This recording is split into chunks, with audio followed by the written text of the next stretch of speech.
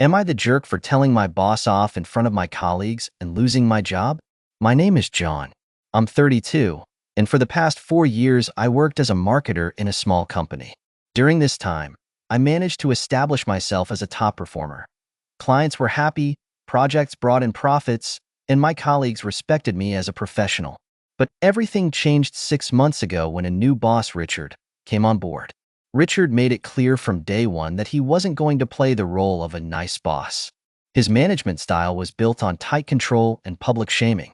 One of his first orders was to submit daily reports, detailing every task we completed practically down to the minute. It was an enormous waste of time and constantly distracted us from actual work. At first, I tried to adapt, even though the office atmosphere began to deteriorate rapidly. Richard frequently held what he called accountability sessions, which were essentially public dress downs where he dissected employees' mistakes in front of everyone. At one of these meetings, he yelled at Kate, a new hire, over a missing comma in a presentation. She turned bright red and nearly burst into tears, but we all sat in silence because we knew that standing up for her would only make things worse. The breaking point for me came when I presented a major project I'd been working on for the past 2 months. The clients loved it, and I was expecting at least some acknowledgement. Instead, the next day Richard called me into the conference room and staged a public spectacle for the entire department. He completely trashed my project, even though, as I mentioned, the clients were thrilled. "John, this is an embarrassment. You sold the clients an empty promise. Aren't you ashamed of yourself?" His words felt like a public execution.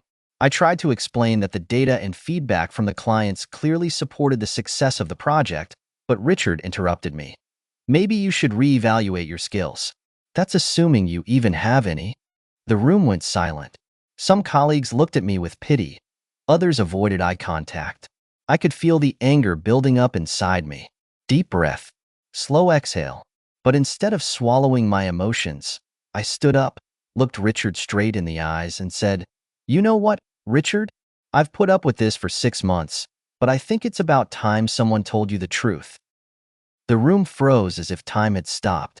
Richard squinted, seemingly unable to believe I had dared to respond, and that only fueled my determination.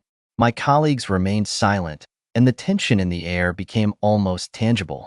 A leader who thinks it's acceptable to humiliate their team doesn't expose their employees' weaknesses but his own, I continued. "You want respect? How can anyone respect someone who breaks their team down mentally every single day? You're not a leader. You're just a tyrant hiding your incompetence behind loud words." Richard's ears turned red. His face was a mix of rage and shock. He clearly hadn't expected such a comeback and seemed to be searching for words sharp enough to retaliate. "Are you seriously trying to lecture me on leadership?" he hissed through gritted teeth. "Maybe you should figure out how to be a professional before you even think about opening your mouth. Professionalism isn't about who can shout the loudest. It's about respect and supporting your team." I shot back, no longer holding back my emotions. "If you can't grasp that, you're not a leader, you're a managerial mistake." The sighs and subtle shuffles from my colleagues hinted that I had struck a nerve. Everyone knew Richard wasn't fit for his role, but no one dared to say it out loud. My words seemed to hit him harder than he'd anticipated. He stood up slowly, but with an intensity that made it clear. An explosion was coming. "You're fired, John. Right now. Pack your things and get out," he said, his voice low but carrying the force of a shout. I gathered my notebook and a few desk items, trying to remain composed. As I reached the door, I turned back to give Richard one last look. "You think this makes you strong, but all it shows is your insecurity. Good luck," I said, closing the door behind me. As I left the office, Steve, one of my colleagues, caught up with me. His expression was a mix of admiration and concern. "John, the first have to hand it to you. That was bold. But honestly, you're in deep now. Richard isn't the type to let this go.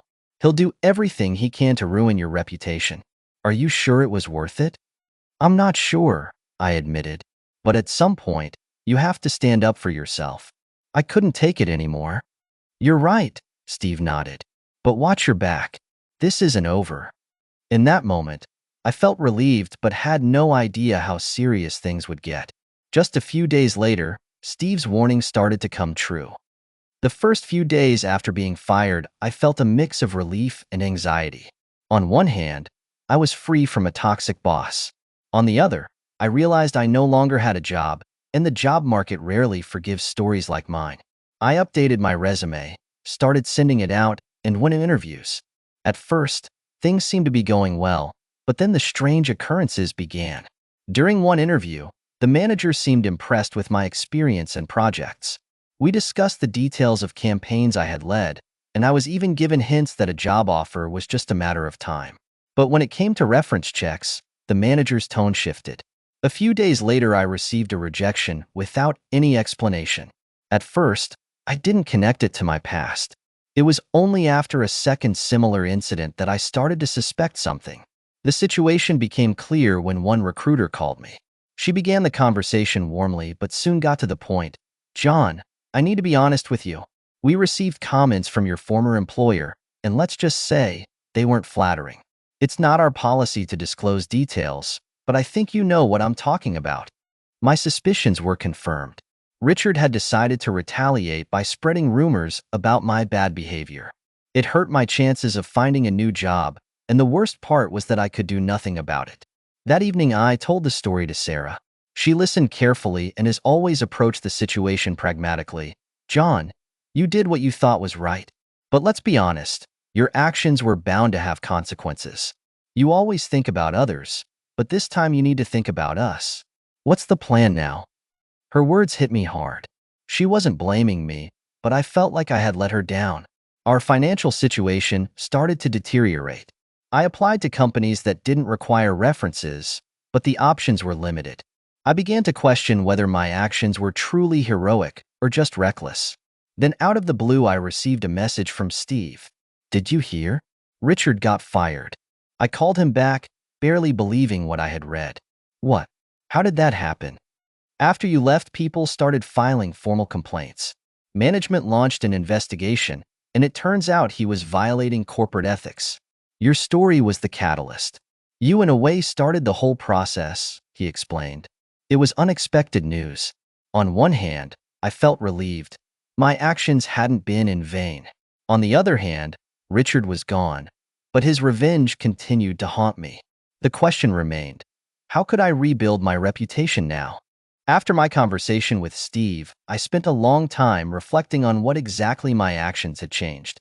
Yes, Richard could no longer harm my former colleagues, and that was a relief. But I didn't feel any joy. In fact, the sense of uncertainty only deepened. It seemed like I had played the role I was meant to, but nothing had gone the way I'd hoped. It felt like a battle won at the cost of a prolonged war with far-reaching consequences. Weeks passed, and I finally received a job offer from a small but promising company. During the interview, I decided to address the conflict with my former boss myself. I explained the situation carefully and framed it not as drama, but as an example of standing up for myself and my team when it was necessary. Thankfully, the recruiters saw it in a positive light, and I was given a chance. For the first time in months, I felt like I could breathe a sigh of relief and leave the past behind. However, with this new chapter in my life came a lingering unease. I couldn't shake the feeling that the shadow of my story still loomed over me. And I wasn't wrong. A couple of weeks after starting my new job, I overheard a conversation among colleagues during lunch. One of them, discussing workplace drama, mentioned my name. "Oh yeah, that's the guy who told off his boss. They say he put on quite a show," he said with a smirk. I froze, pretending not to hear, but their words confirmed my worst fear. My reputation as a difficult employee was spreading faster than I could have imagined. Then, almost as if on cue, I received a message from Richard. It was unexpectedly short and venomous. "Congratulations, John. You ruined my career. I hope you're happy. Remember, everything comes back around." I chose not to respond, but his words lingered in my mind. Over time, I began to see this incident as a lesson, not just for me, but for others as well. Sometimes, standing up for justice requires sacrifices that aren't always clear at the time of action, but their consequences must be reckoned with later.